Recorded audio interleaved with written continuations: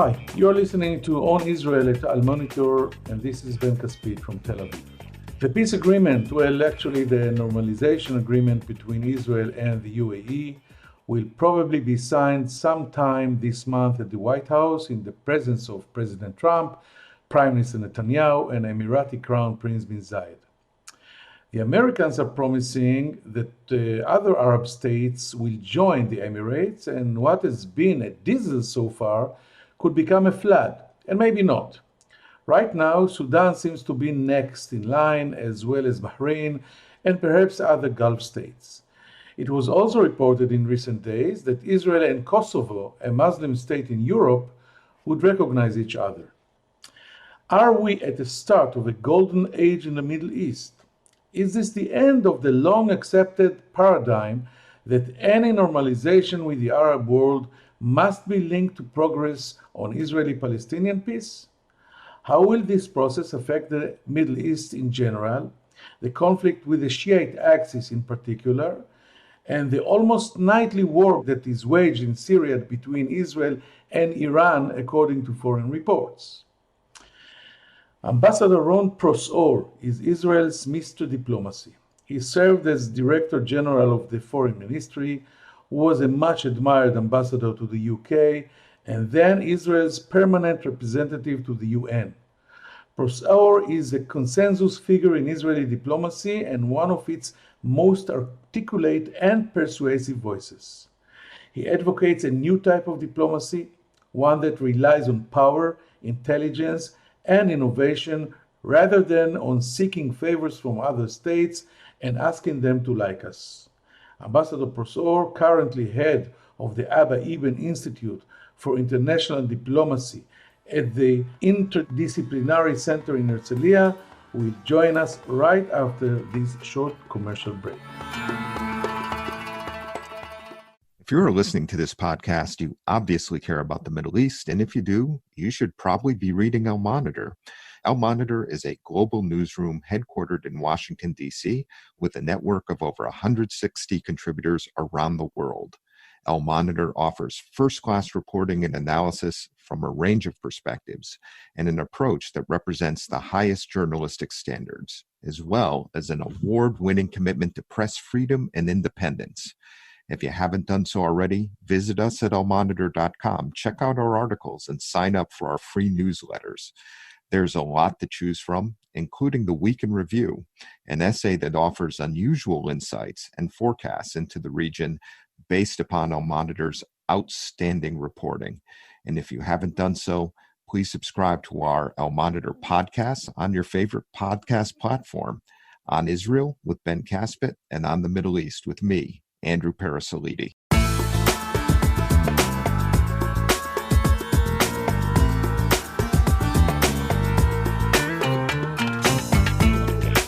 Let's say hi to Ambassador Ron Prosor, our guest in today's podcast. Shalom, Ambassador. Shalom, shalom.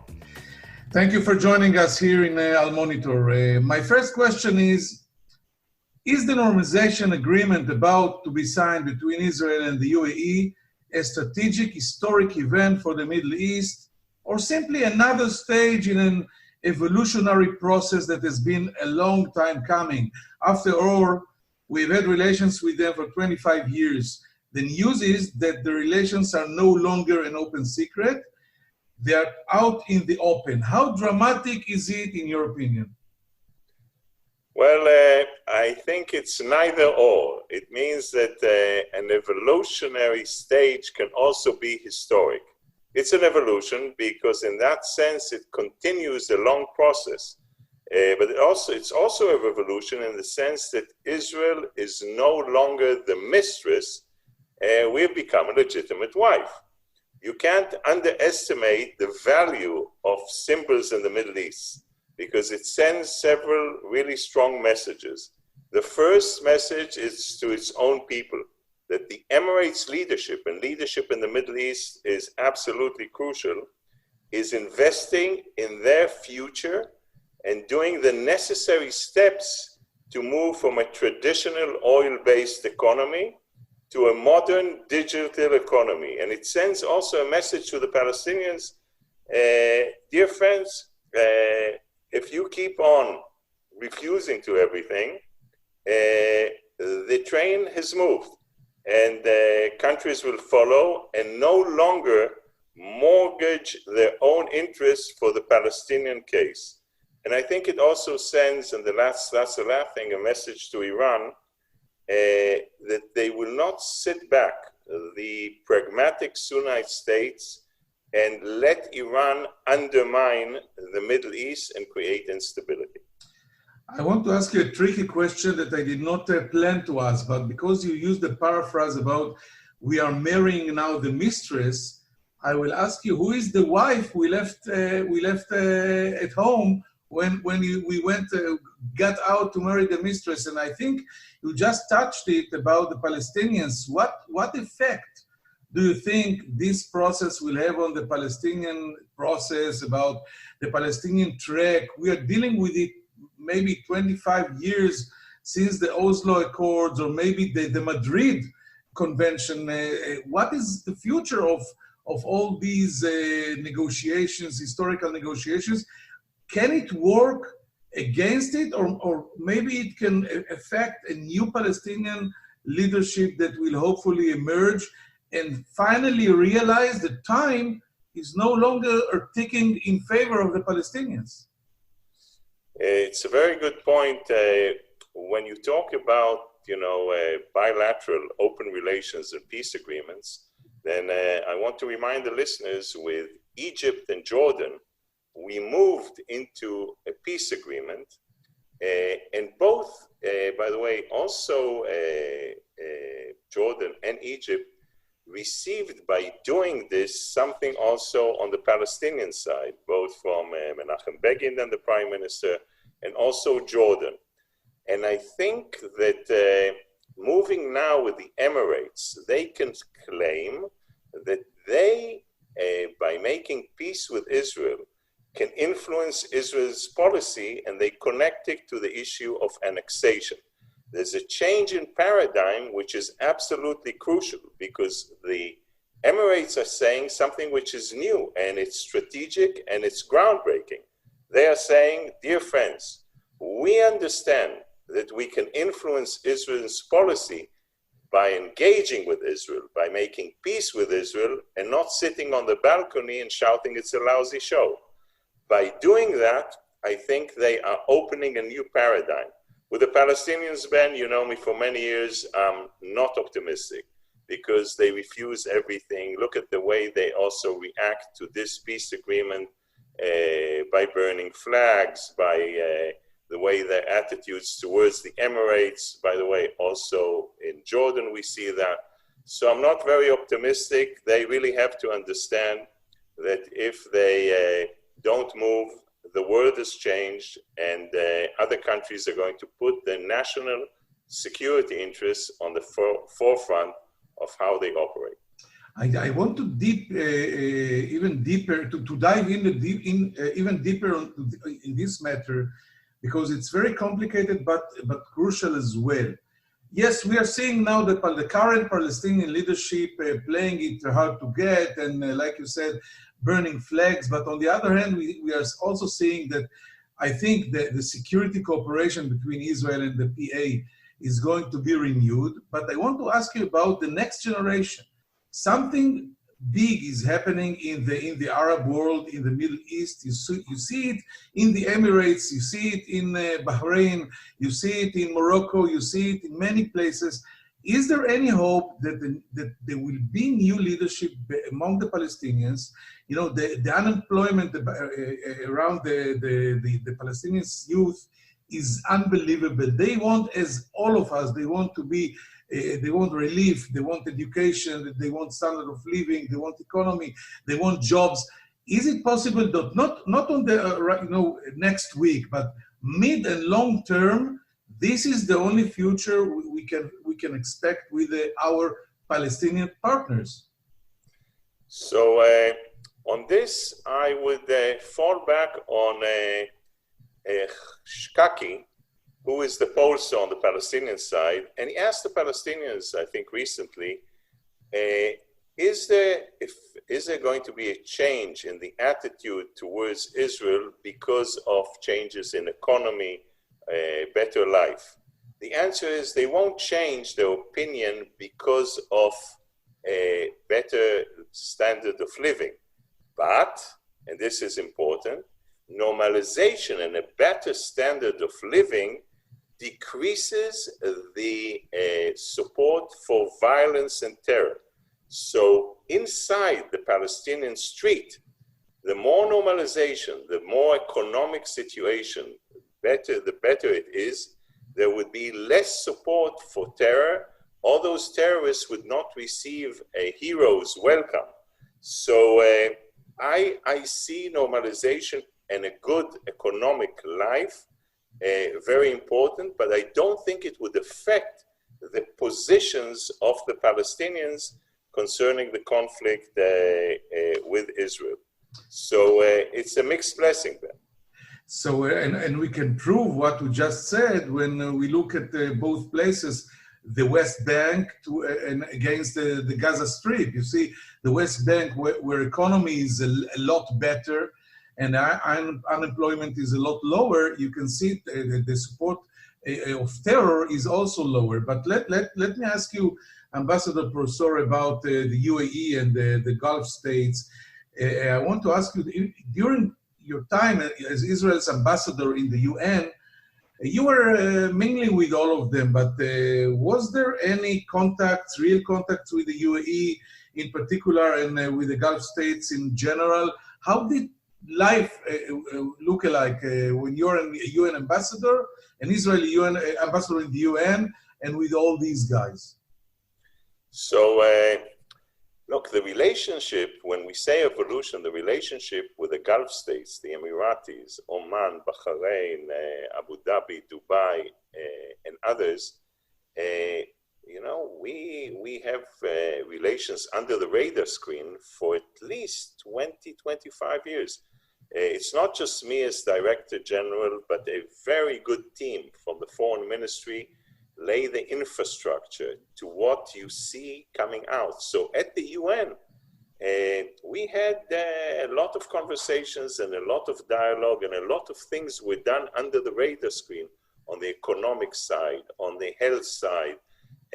In essence, it was an amazing relationship under the radar screen, and many, many people, and I have to emphasize that, not just from the Foreign Ministry, but the Foreign Ministry usually is pushed aside to the margins, did amazing work to lay the infrastructure, not just in Abu Dhabi and Dubai, but also with countries that we don't have diplomatic ties with. And the UN is a wonderful place to meet, talk with them. As you know, Ben, New York is a big place.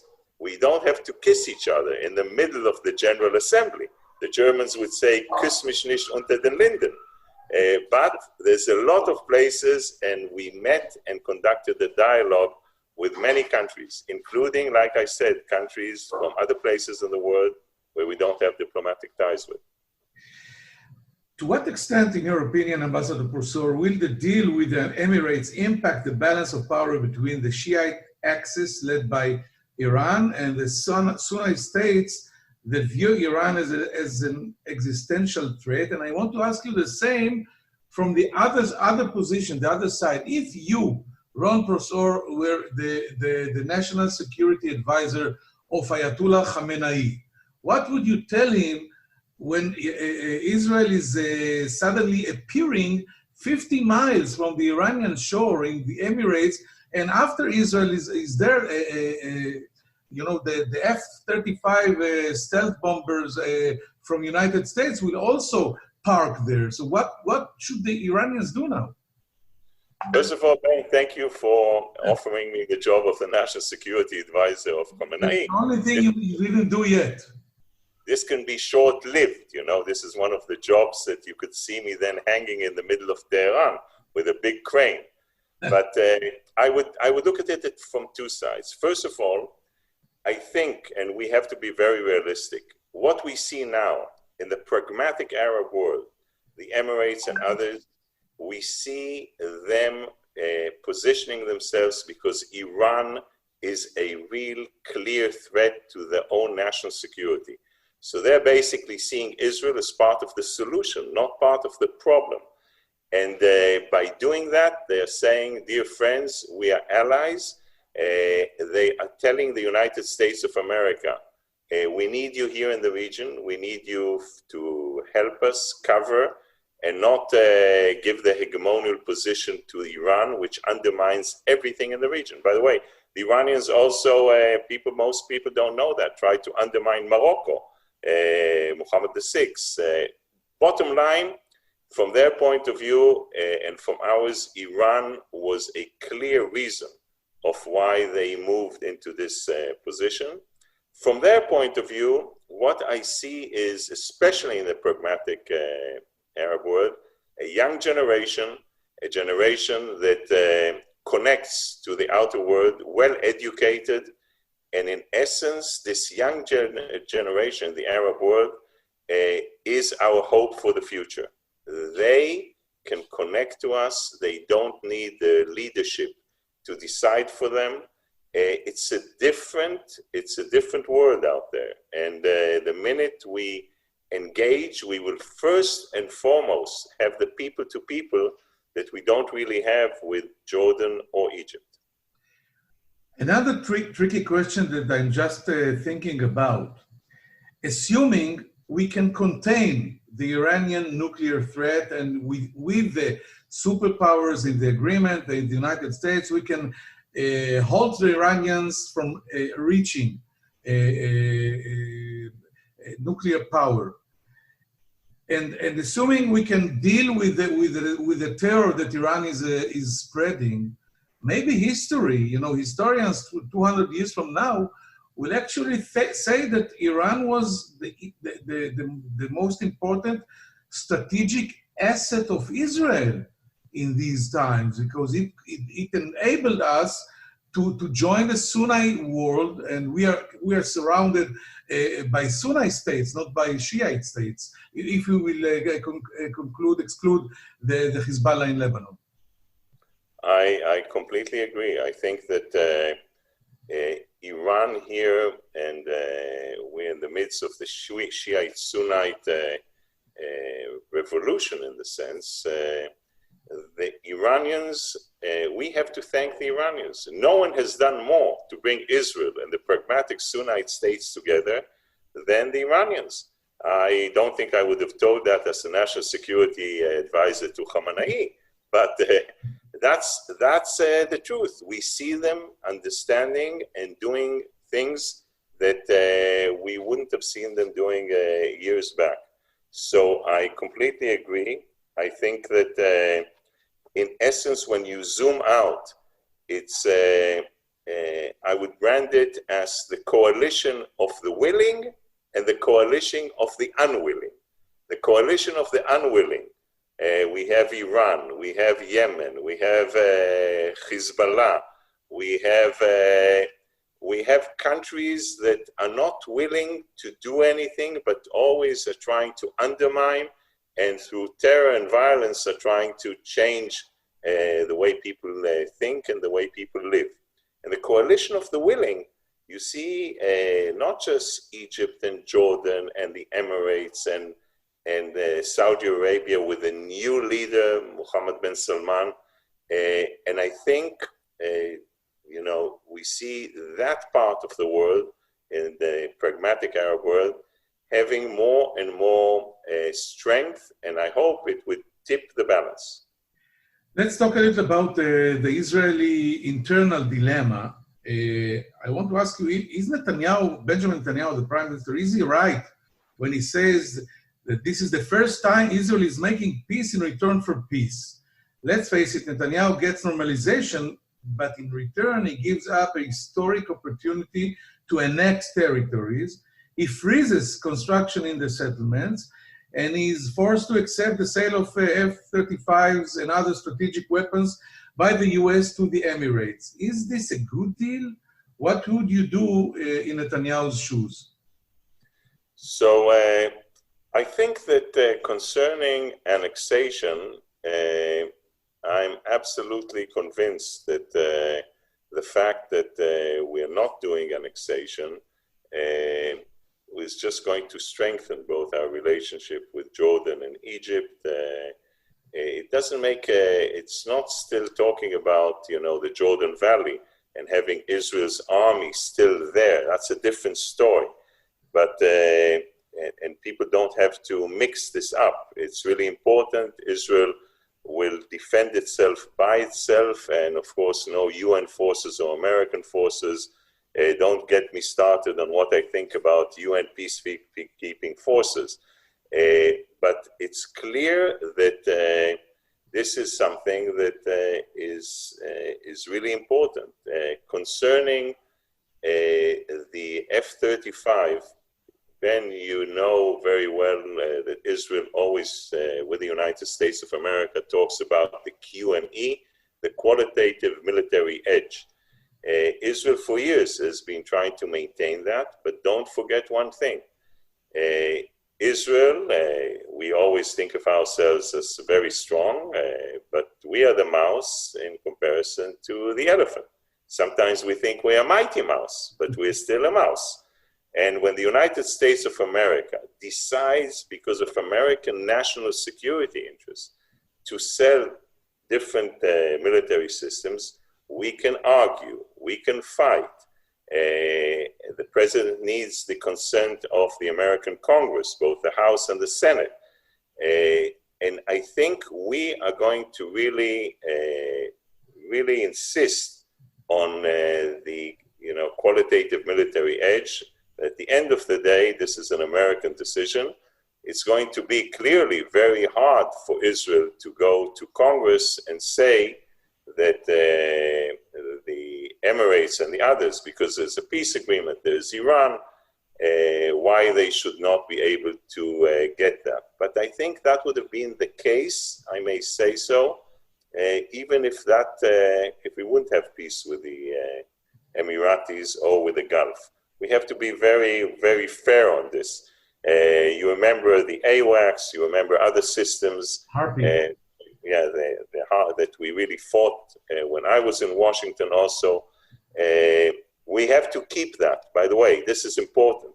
Israel's qualitative military edge allows us to make peace from a standpoint of being strong, a standpoint of a strong country that can allow itself to make concessions.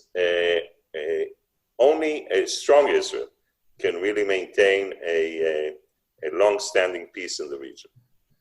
Let's go back to the Iran front as we approach November 3rd. To what extent are the US presidential elections a dramatic event for the campaign against Iran's nuclear program and the spread of its influence in the election? It's not a secret that the Iranians are praying for a Biden victory, which may allow them to reach a convenient agreement with the US and get rid of some of the sanctions. Should we expect growing tensions ahead of the elections and in their aftermath?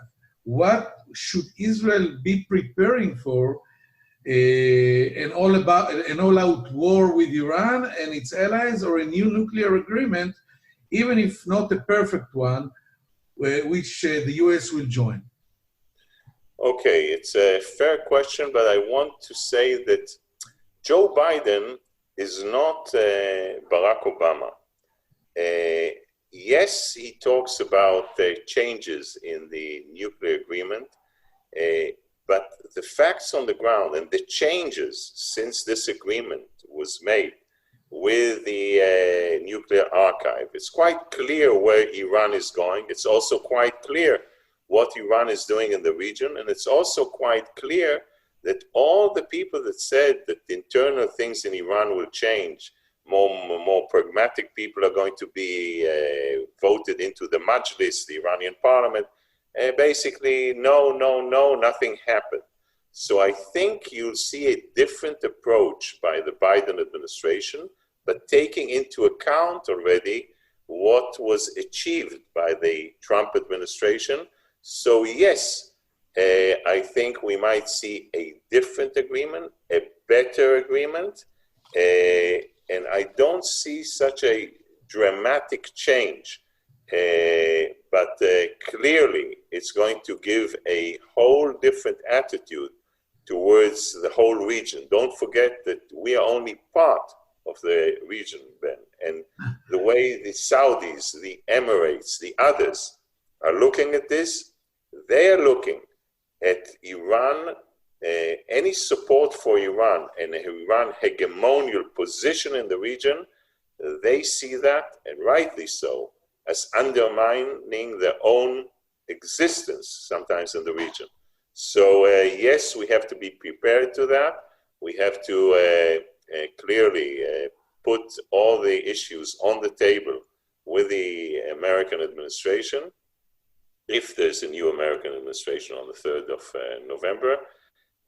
And this is really a crucial point. But I don't think it's going to be, flip-flop completely, but built on what has been achieved until now, and of course what Iran did by not committing to every part of this agreement. My last question, something for for the soul. First of all, you are director of the Foreign Ministry, and you know the current director, Alon Ushpiz, very well as Foreign Minister Gabi Ashkenazi. What do you think is the most important challenge they face, other than normalization with the Sunni states? And another thing, I think I heard you at last year's Maariv Jerusalem Post conference speaking about the vital need for diplomatic innovation, the new era of diplomatic innovation, and we have all to join it and be there. What did you mean? First and foremost, I want to say that the Foreign Ministry is in good hands.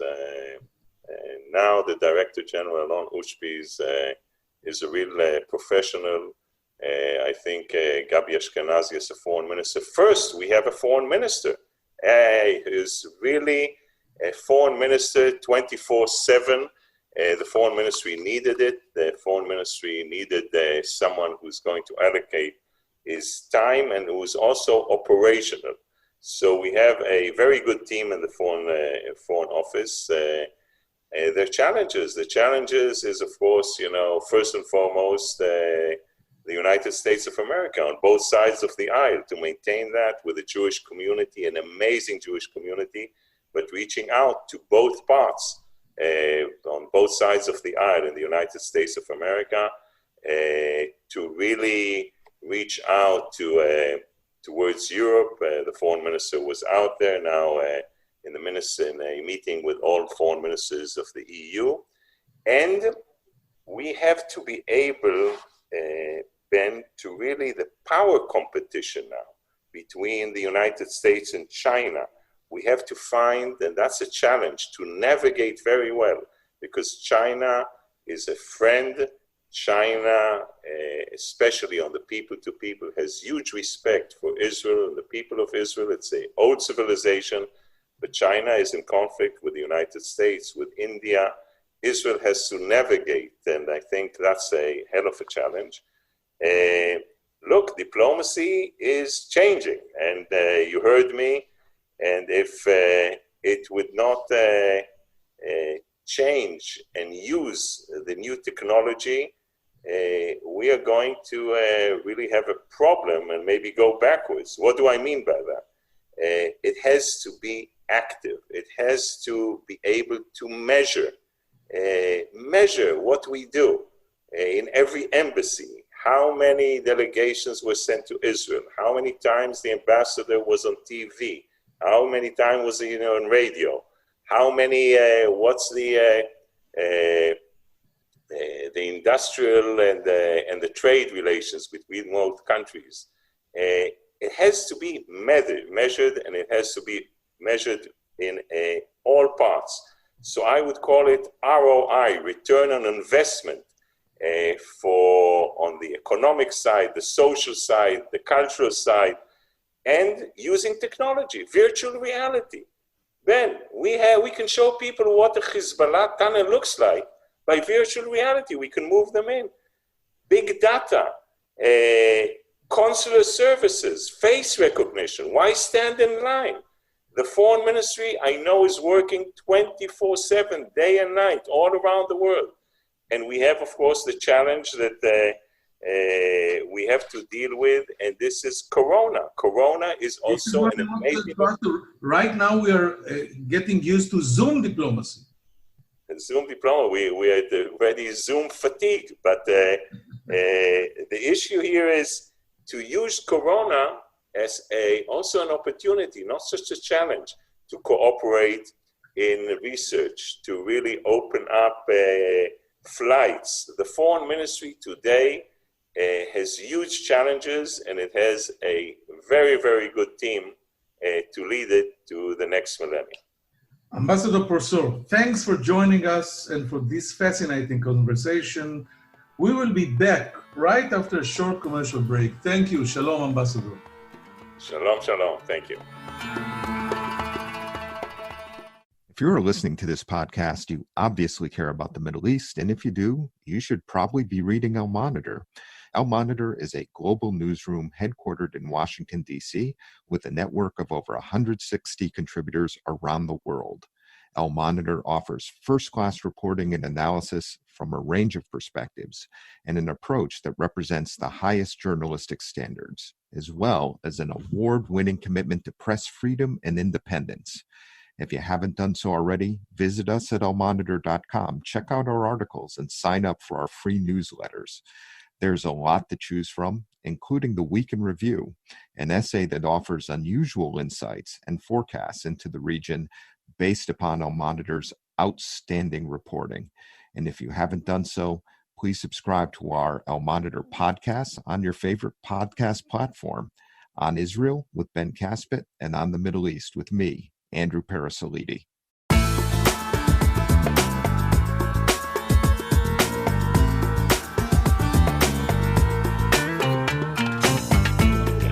Hi, and thank you for staying with us. In this interesting conversation with Ambassador Ron Prosor, we learned from the ambassador that the evolutionary stage can also be historic. It continues a long process, but also a significant strategic development, because Israel is no longer, as the ambassador said, the eternal mistress, but became a legitimate wife. The ambassador assumes that the agreement with the UAE will be followed by similar agreements with more Arab and Muslim states throughout the region.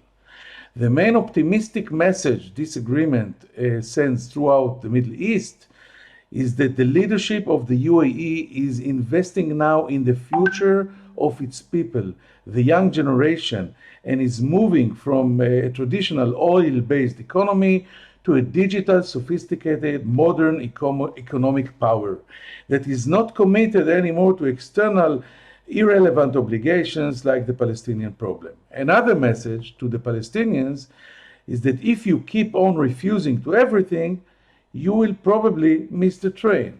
And the last message, in Ambassador Prosor's opinion, is directed to Iran. We, the Sunni pragmatic states in the Middle East, will not sit back and let Iran go on and undermine the Middle East stability. With these optimistic messages, we close this podcast. Thank you for listening. I am Ben Caspit in On Israel at Al Monitor from Tel Aviv.